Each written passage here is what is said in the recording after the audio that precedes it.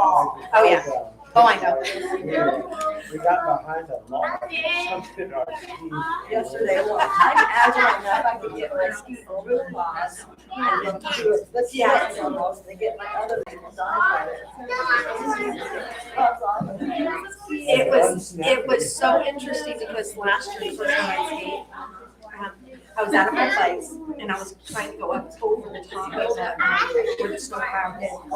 Yeah, and I'm getting halfway up and slide backwards, And I finally said, forget this, I was starting forward. How much snow do you guys get? I'm 6 this morning. Because these guys were all working on, the house, these are all the guys playing rockers, and they're Just they all said what they were doing and were watching and trying to get it up. And I said, can't tell you, I said, John, this is too much fun. I said, I think I'm picking you something. Just, thank you for plowing. Yeah, That was we really can fall nice. down and still. Coming to church, If you have a garage, then you go from side. Dining Ridge Yeah, and that's, I mean, to the that South doesn't Fork kind Lake of Road, took my 30 snowshoe miles an hour. Oh, and figured out how to do that. You know what I'm saying? Yeah, yeah, so. But then it just quit after that.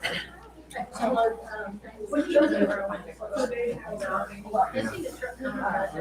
here we go.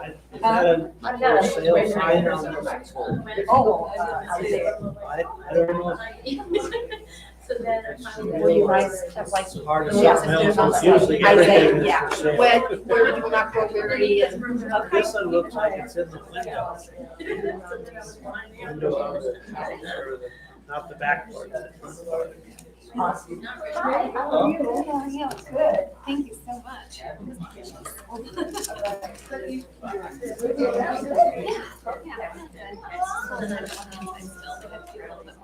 I haven't seen, what's the, we call her hardware lady who's there.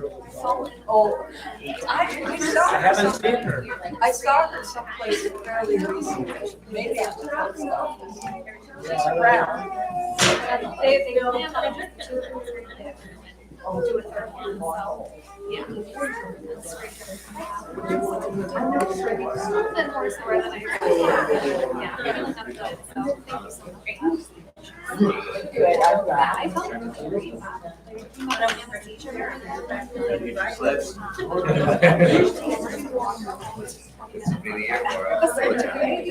Waiting for me. Beautiful day in the neighborhood.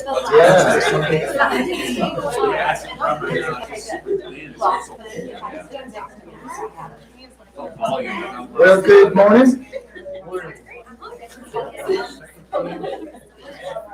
Today we're in 2 Kings 6.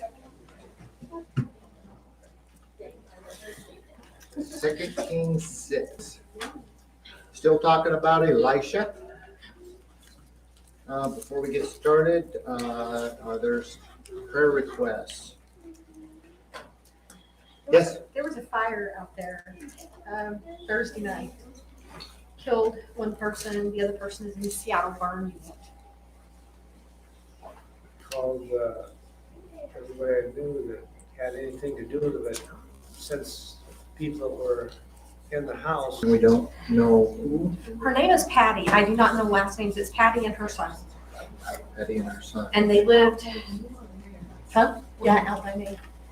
If you were to turn onto Rush, going straight down Rush, I stayed in the big greenhouse on the left. It's the house just before that. The house burnt totally down, was fully engulfed. All the men, I mean, you saw the flames and we saw the flames and Lane took off up there, but the fire department was already there and police, but the house it was like the people who had got there first tried to put it out with fire extinguishers or whatever. Sure. If- Way They said beyond. they said it just went up. It was gone. And so Patty then probably lost her life. Patty lost her life. She was the mom. And her son is in the burn unit in Seattle, the last time I heard. And he has some issues all of his own to deal with other than the burns. Yeah, so So we hope that there's more family or something to take care of them. Okay, anything else?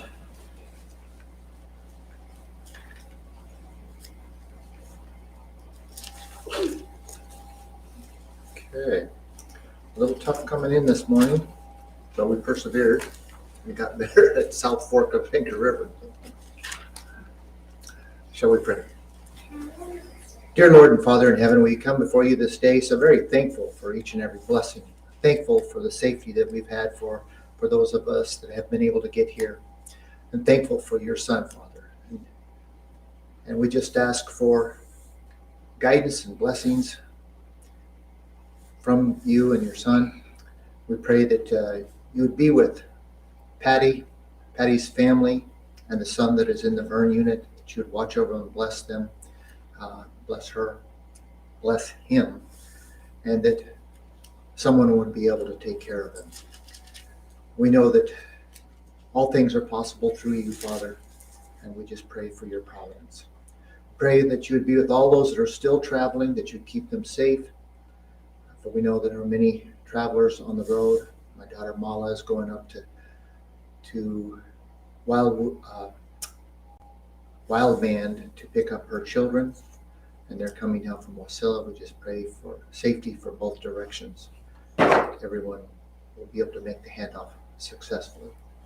And there are others, Father, that travel. We pray that you continue to be with each one of them.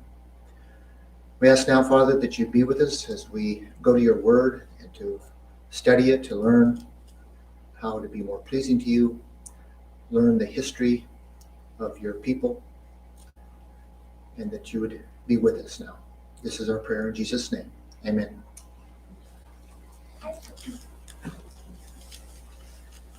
So last week, Barnabas did chapter 5 and had a good discussion on that. So let's just read through it real quickly and then we'll start discussing it. Now the sons of the prophets said to Elisha, "Behold now, the place before you where we are living is too limited for us. Please let us go to the Jordan, and each of us take from there a beam, and let us make a place there for ourselves, where we may live." So he said, "Go." Then one said, "Please be willing to go with your servants." And he answered, "I shall go." So he went with them, and when they came to the Jordan, they cut down trees. But as one was felling a beam, the axe head fell into the water, and he cried out and said, "Alas, my master, for it was borrowed." Then the man of God said, "Where did it fall?" And when he had showed him the place, he cut off a stick and threw it in there and made the iron float. Then he said, "Take it up for yourselves." So he put out his hand and took it. Now the king of Aram was warring against Israel, and he counseled with his servants, saying, "In such and such a place shall be my camp."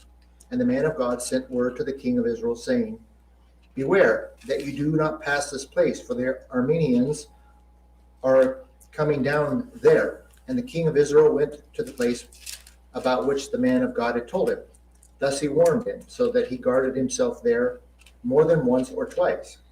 Now the heart of the king of Aram was enraged over this thing, and he called his servant and said to them, "Will you tell me which of us is for the king of Israel?"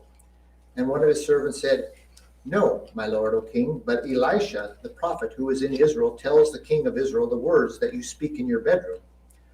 So he said, "Go and see where he is, that I may send and take him." And it was told him, and saying, "Behold, he is in Dothan." And he sent horses and chariots and a great army there, and they came by night and surrounded the city. Now when the attendant of the man of God had risen early and gone out, and behold, an army with his horses and chariots was circling the city. And his servant said to him, "Alas, my master, what shall we do?"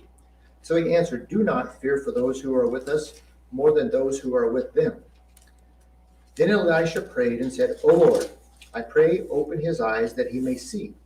And the Lord opened the servant's eyes, and he saw, and behold, the mountain was full of horses and chariots of fire all around Elisha.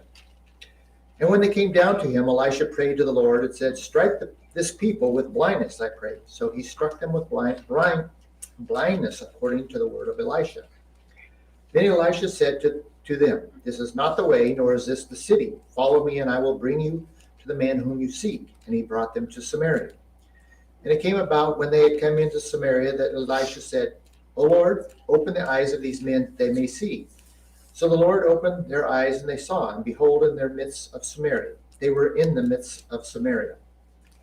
Then the king of Israel, when he saw them, said to Elisha, "My father, shall I kill them? Shall I kill them?" And he answered, "You shall not kill them. Would you kill those you have taken captive with your sword and with your bow? Set bread and water before them, that they may eat and drink and go to their master. So he prepared a great feast for them, and when they had eaten and drunk, he sent them away, and they went to their master. And the marauding bands of Arameans did not come again into the land of Israel. Now it came about after this that Ben-Hadad, king of Aram, gathered all of his army and went up and besieged Samaria. And there was a great famine in Samaria, and behold, they besieged it until a donkey's head was sold for 80 shekels of silver, and a fourth of cob of dove's dung for 5 shekels of silver. And as the king of Israel was passing by on the wall, a woman cried out to him, saying, Help, my lord, O king. And he said, If the Lord does not help you, from where shall I help you? From the threshing floor, or from the winepress? And the king said to her, What is the matter with you? And she answered, This woman said to me, Give your son, that we may eat him today, and we will eat my son tomorrow. So we boiled my son and ate him. And I said to her on the next day, Give your son, that we may eat. But she has hidden her son. And it came about, when the king heard the words of the woman, that he tore his clothes. Now he was passing by on the wall, and the people looked, and behold, he had sackcloth beneath his body. And then he said, May God do so to me, and more also, if the head of Elisha, the son of Shaphat, remains on him today. Now Elisha was sitting in his house, and the elders were sitting with him, and the king sent a man from his presence. But before the messenger came to him, he said to the elders, Do you see how this son of a murderer has sent to take away my head? Look, when the messenger comes, shut the door and hold the door shut against him. Is not the sound of his master's feet behind him? And while he was still talking with him, behold, the messenger came down to him, and he said, Behold, this evil is from the Lord. Why shall I wait for the Lord any longer?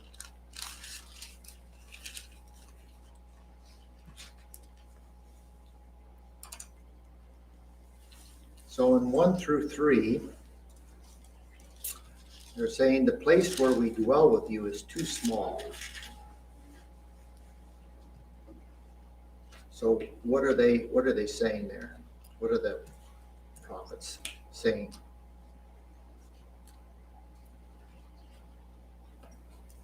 They don't want to be crowded. Okay. Space around them. Only land ownership back then was a lot different. That you could just kind of bully your way in and get some land. Yeah. Yeah, this, the facility that they were staying at was not large enough for all of these prophets.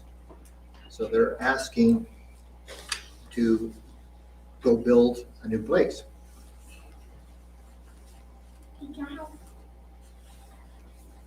So did Elisha get asked to go, or did he just volunteer to go?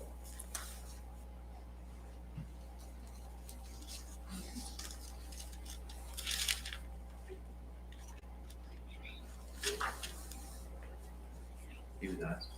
Hmm? He was asked. He was asked, yes.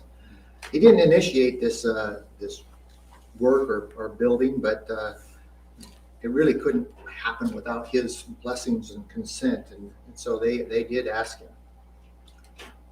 So they get there and they start cutting down trees, and one of the men was chopping down a tree, and the iron axe head fell into the water. So why is this such a big deal? We have to replace it because we borrowed it. Right? Exactly. But what else? Along with that, what else?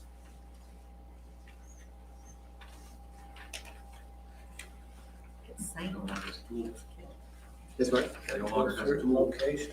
Okay. Iron was not readily available at this time, and so when you had an iron axe head, that was something. And just as Mary said, it was borrowed. You got this very valuable iron head, and it got lost, and he was like, man, I borrowed this, I need to return it. I can't return it because I don't have the wherewithal. So he's asking Elisha to help him.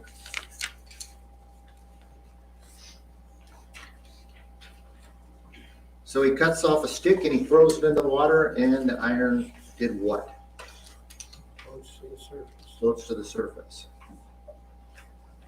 So there really was no trickery in this. He just simply made it happen.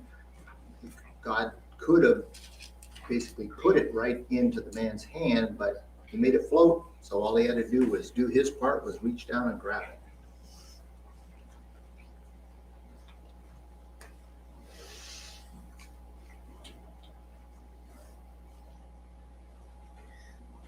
Any other thoughts on that part?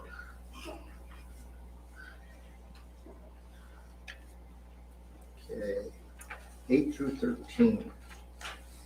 Now the king of Aram, does anyone else have a different place there in their translation? Syria, Syria. Syria, yeah. The other one book that I was looking at said Syria, but in this one here, it says Aram. Was warring against Israel, and he counseled with his servants, saying, in such and such a place shall be my camp. And the man of God sent word to the king of Israel, saying, beware that you do not pass this place, for the Arameans are coming down here. And the king of Israel sent to the place about which the man of God had told him. Thus he warned him, so that he guarded himself there more than once or twice. Now the heart of the king of Aram was enraged over this thing, and he called his servants and said to them, will you tell me which of us is for the king of Israel? And one of the servants said, no, my lord, O king, but Elisha the prophet, who is in Israel, tells the king of Israel the words that you speak in your bedroom. So he said, go and see where he is, that I may send him and take him. And it was told him, saying, behold, he is in Dothan.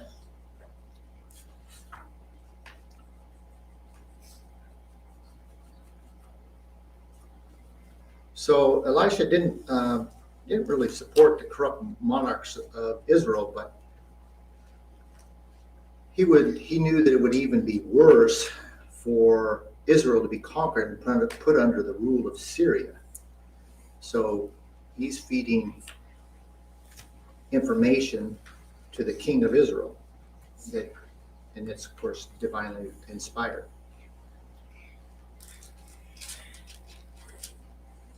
So the Syrian king says, will you not show me which one of us is for the king of Israel?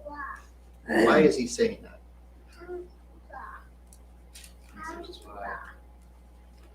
Thinks there's a spy. Thinks there's a spy. Yes. You can't figure out how this is getting told, how they know.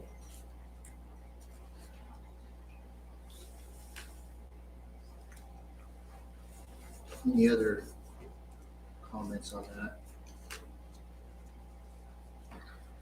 14 through 17. And he sent horses and chariots and a great army there, and they came by night and surrounded the city. Now when the attendant of the man of God had risen early and gone out, behold, an army with his horses and chariots was circling the city. And his servant said to him, alas, my master, what shall we do? So he answered, do not fear, for those who are with us are more than those who are with them.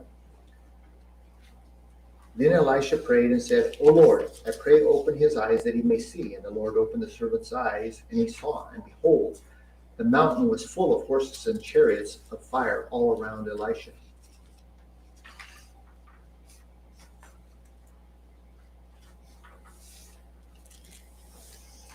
So he starts telling his servant, who is very fearful, basically, don't worry about it. We got her covered. And of course, his servant can't see that. His eyes aren't open. And Elisha prays that he will open it, that the Lord will open his eyes. And when he does, he sees a whole army.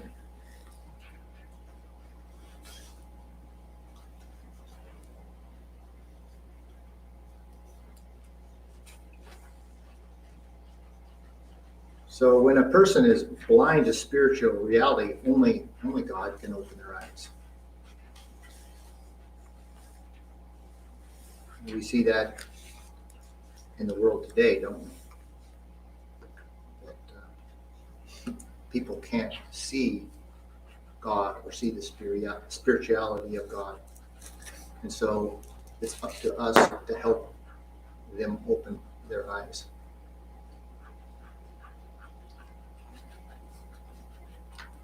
Gotta know it to see it. Right? Put your spirituality into God's hand, not something else. Mm-hmm.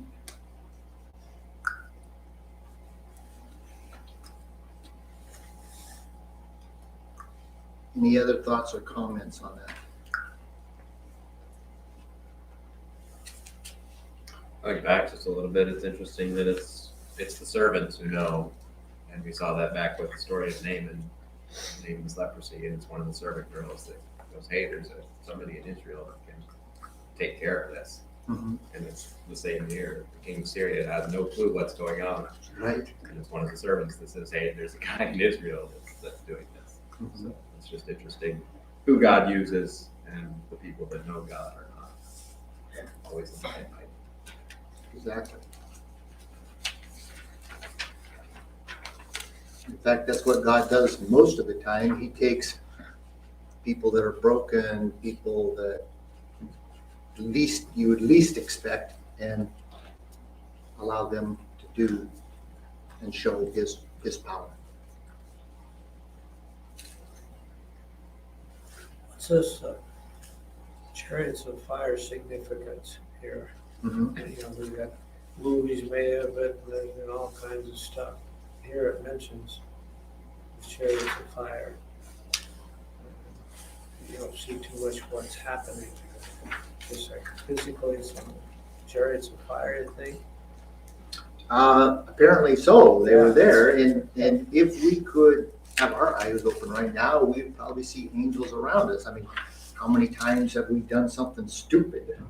I'm guilty of that many times. And you're about ready to have a real catastrophe, and something turns you around. Just for an instance, I was down on the chain, Alaska Peninsula, bear hunting, and saw a really big bear, like a 10-foot. And it was over the top of a sow and 3 cubs, and the sow and 3 cubs were wedged up in a crack so that the boar couldn't get to them and kill them. And he was just sleeping right above them, because he was like, okay, the moment you move, I'm going to kill one of your cubs, or kill your cubs, and bring her into the heat. And so anyway, it was bear season, and I was hunting, and so I went after him. And I didn't quite estimate the distance correctly. He was further, the valley between us, it looked like it was only 150 yards, but it was longer than that. And second mistake I made is I tried to shoot him in the neck. He was facing away, and I tried to shoot him in the neck. And when I shot, I had a good rest and everything, and hit the snow underneath him. But as he was coming up, I shot again, and I hit him in the arm, forearm, somewhere, and pretty good. And he was bleeding and took off, and so we go chasing him, probably making this too long. Anyway, he gets into a big alder patch, and the boat was down below us, and my buddy said that I looked like a finger, and this bear looked like a hand. And I went around, and I started down into the alder patch, and there was a guy with me, but he had no gun really other than a .44 to back me up. He was a bow hunter, and he wouldn't go with me. So I'm going in there by myself, loaded, ready, but after a big bear that's been wounded. And I get down into the alders and kind of stop, and I go this way, and this bear had come. I actually saw the bushes move when I first got in there. That's how close I was. And he went down. He was trying to avoid me. And the only thing I can think of is the providence of God. I wasn't my time yet. But turn this off. Sorry. Sorry about that.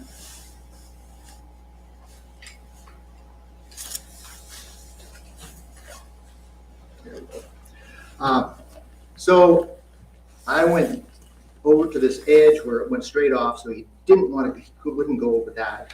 He circled down around and he got down there and he said it just laid flat, just flat on the ground. And I came down a little ways, I turned, I went straight towards him, about 15 feet. And then I just, for some reason, I stopped. And I turned around and I went back and went back up, or I went over to the edge again, and he just right up over the top. I was gone. So I think there are angels out there, we just can't see them. Does anybody else have a similar type of experience? Where you maybe think maybe an angel helped you? Yeah? No? Okay.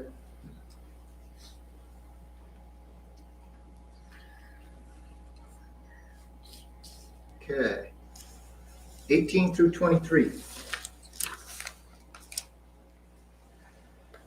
And when they came down to him, Elisha prayed to the Lord and said, strike this people with blindness, I pray. So he struck them with blindness according to the word of Elisha. Then Elisha said to them, this is not the way, nor is this the city. Follow me, and I will bring you to the man whom you seek. And he brought them out to Samaria. And it came about when they had come into Samaria that Elisha said, O Lord, open the eyes of these men that they may see. So the Lord opened their eyes, and they saw. And behold, they were in the midst of Samaria. When the king of Israel, then the king of Israel, when he saw them, said to Elisha, my father, shall I kill them? Shall I kill them? And he answered, you shall not kill them. Would you kill those you have taken captive with your sword and with your bow?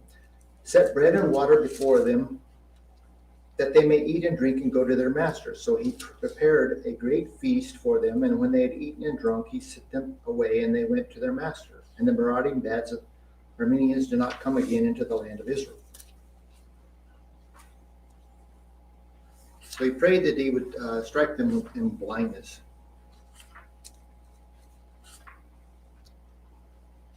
Do you think he made them totally blind?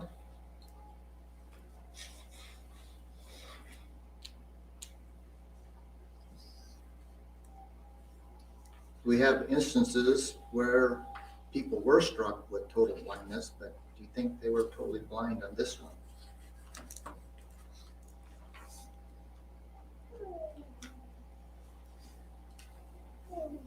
In verse 19, he's guiding them. See, that might be difficult if they were totally blind. Right. And they might not be so worried about carrying out their mission if they were totally blind. They might be worried more about that. Mm-hmm. Maybe they were just blind to certain things. Could possibly be. Some scholars, they think that wasn't with total blindness. That they wouldn't have followed if it had been total blindness. But if he's partial blind and they can't really recognize him as Elisha, but someone helping them, then they followed him. And that makes a lot of sense. Yeah, if it was total blindness, it'd be pretty hard to remove that many men. Sure.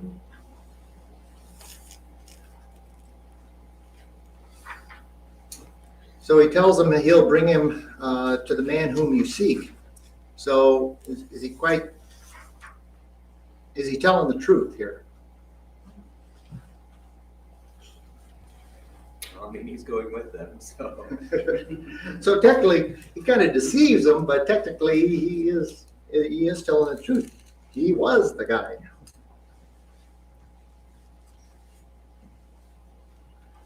So his a gentle deception demonstrates what kind of a principle?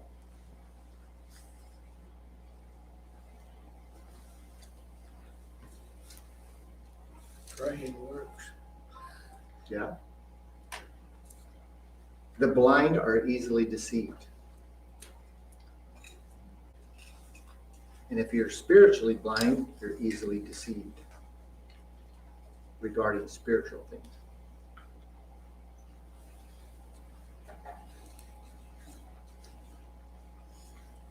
far as the blindness too, the two things that have just happened here, you know, the young man could not see the angels. Mm-hmm. And he prays that God would open his eyes, and he saw. The wording's kind of the same then. After they're struck with their blindness, he prays that their eyes would be opened and they saw. Right. So it's, you know, the servant wasn't blind, but he was blind to the reality, the spiritual reality. He couldn't see that. Mhm. So the opening the eyes was open his eyes to that reality. And so here you have, you know, these guys, there's something they couldn't tell it was Elijah, they couldn't tell where they were. Right. But Yeah.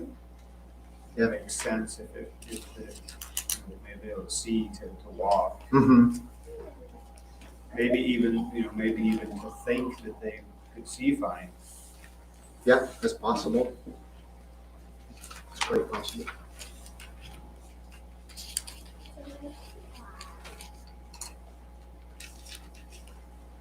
So the king there wants to kill him. So what does Elisha think about that?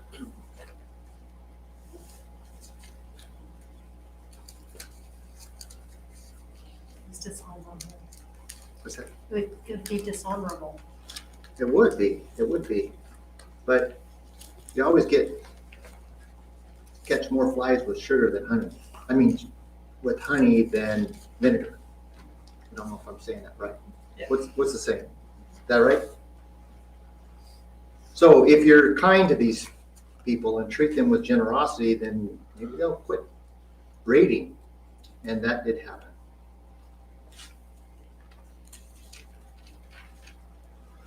So now, we turn from that and go to 24 through 29.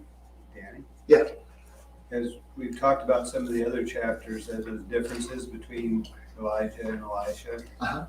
And like with Elijah, we saw when Ahab sent soldiers after him, he struck him dead. And here we see Elisha striking him blind and taking care of him and sending him back. Mhm. As far as just those things that kind of correspond to the old covenant and the new covenant. And you know, Elisha being like Jesus in that way. And even the apostles, when they wouldn't let him go through Samaria, we called down fire Mm-hmm. like Elijah did. He said, you don't know what spirit you're of. Very good. Just those things, Sure, things yeah. just seem like they, ever since that class a couple classes ago where that somebody mentioned that was comparing John the Baptist and Jesus with the old covenant and new covenant. These things just keep coming out as we Right. read it that I hadn't really noticed. Right.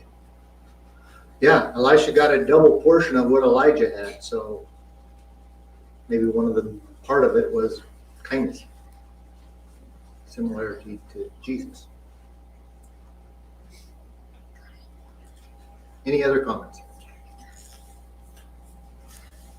Okay, 24 through 29. Now it came about after this that Ben-Hadad, king of Aram, gathered all of his army and went up and besieged Samaria. And there was a great famine in Samaria, and behold, they besieged it until a donkey's head was sold for 80 shekels of silver, and a fourth of a cob of dove's dung for 5 shekels of silver. And as the blessing of Israel was passing by, as the king of Israel was passing by on the wall, a woman cried out to him, saying, "Help, my lord, O king." And he said, "If the Lord does not help you, from where shall I help you?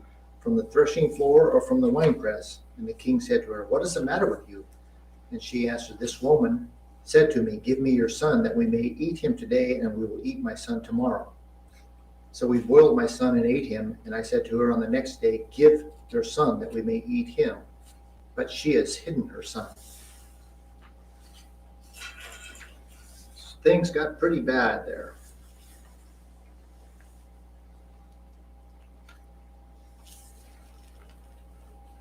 So as I said, there was the famine there in Samaria was so bad that a donkey's head or dove droppings became so expensive that only the rich could afford. plus it was unclean, It was unclean. which to accept something unclean is a big move. It's a last resort or whatever, emergency or whatever, so they got into that. Mm-hmm. Can't imagine the two combinations here, the donkey and the dove or whatever. Yeah, that tells you pretty bad. I think dove droppings are worth 5 shekels.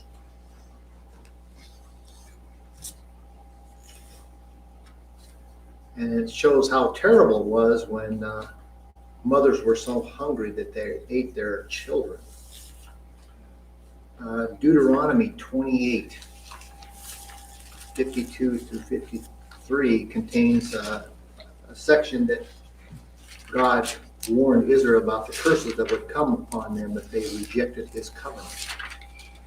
And the king and the people had, even though Elisha was certainly a servant of God and the prophets with him, the people and the king were not. And so they're paying the price.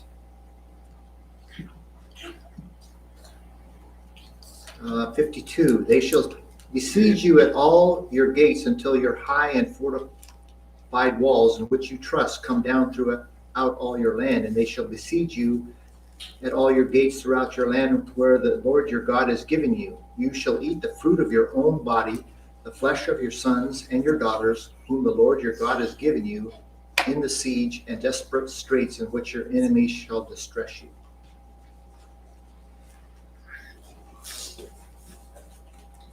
And again, why did these things happen?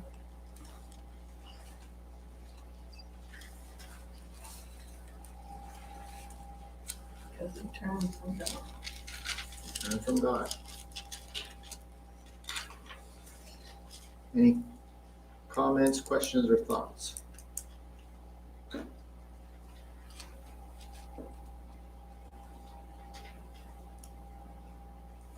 Okay, we'll continue on 30 through the end of the chapter.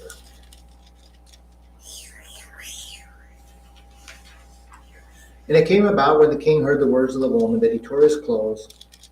Now he was passing by and on the wall, and the people looked, and behold, he had sackcloth beneath his body. Then he said, May God do so to me and more also, if the head of Elisha the son of Shaphat remains on him today. Now Elisha was sitting in his house, and the elders were sitting with him, and the king sent a man from his presence. But before the messengers came to him, he said to the elders, Do you see how this son of a murderer is sent to take away my head? Look, when the messenger comes, shut the door and hold the door shut against him. Is not the sound of his master's feet behind him? And while he was still talking with him, behold, the messenger came down to him, and he said, Behold, this evil is from the Lord. Why shall I wait for the Lord any longer? So the king was grieved, but he was angry. And he was angry not with himself or with Israel, but for their sin, but he was angry with the prophet of God.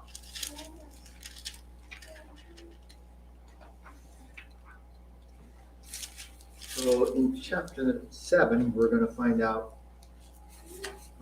that even though the king blames himself and does not trust God, there will be a happier ending to this siege. Any thoughts or questions? Comments?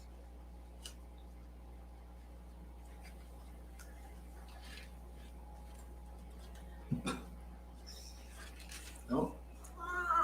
Well, let me end this with a fable.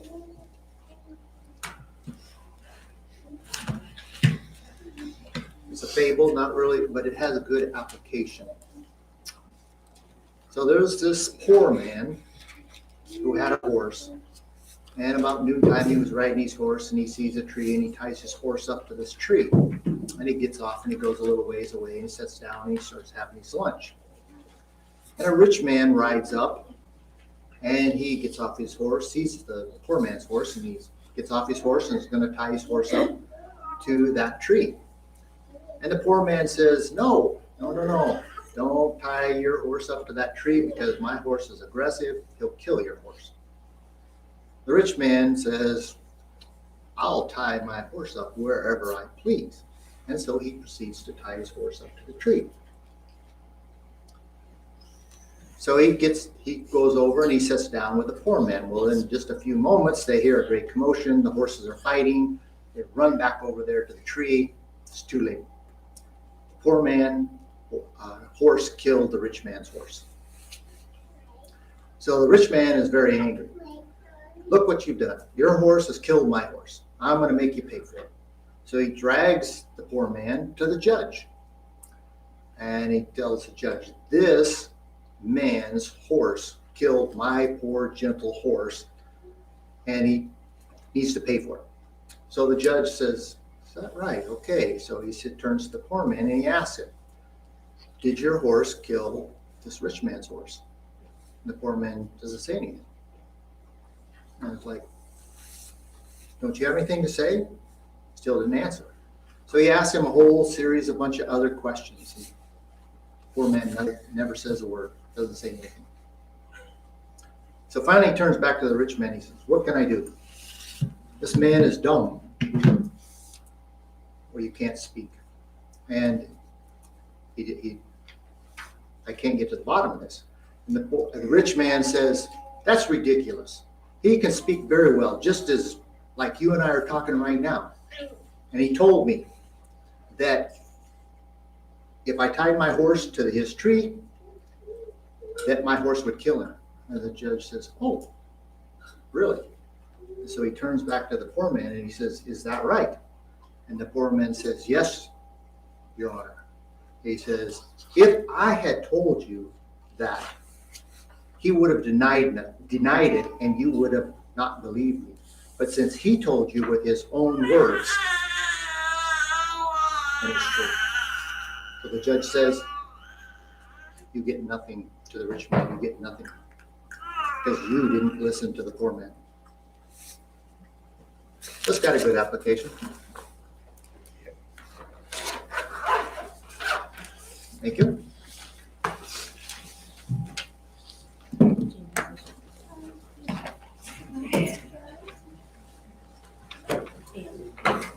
I'm sorry, I didn't mean to start with you. So, I was thinking about you the other day about your favorite verse. I was thinking about you this past.